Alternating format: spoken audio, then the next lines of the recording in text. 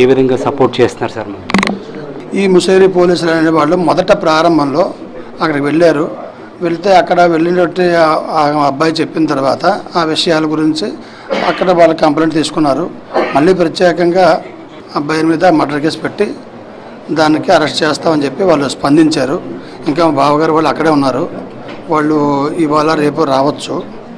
మేము ఇటువంటిది మాకు పెద్దలైనటువంటి మా పల్లా శ్రీనివాసరావు గారు ఆయన ప్రత్యక్షంగా అనిత గారు హోమ్ మినిస్టర్ గారితో ఎస్పీ గారితో వాళ్ళతో కూడా మాట్లాడి మాకు న్యాయం చేస్తున్నారని భరోసా ఇచ్చారు.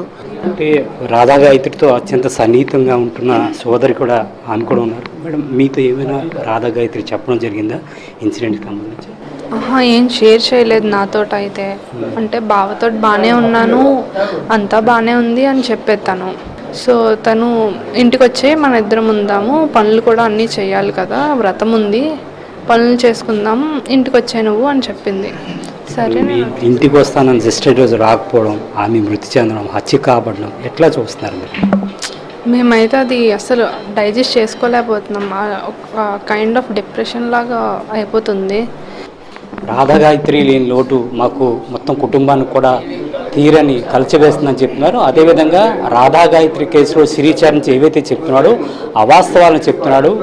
కాబట్టి దీనిపైన రాష్ట్ర ప్రభుత్వం తరఫున కూడా పూర్తి సహాయ సహకారాలు అందిస్తామంటూ కూడా రాష్ట్ర అధ్యక్షులు పల్లా శ్రీనివాస్ చెప్తున్నారు. అదేవిధంగా తల్లి ఆవేదనను కూడా మనం చూడలేకపోతున్నాం.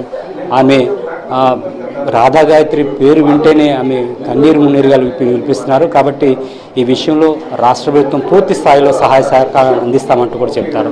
వీడియో జర్నలిస్ట్ సత్యతో సతీష్, ఏబిఎన్ ఆంధ్రజ్యోతి, విశాఖ.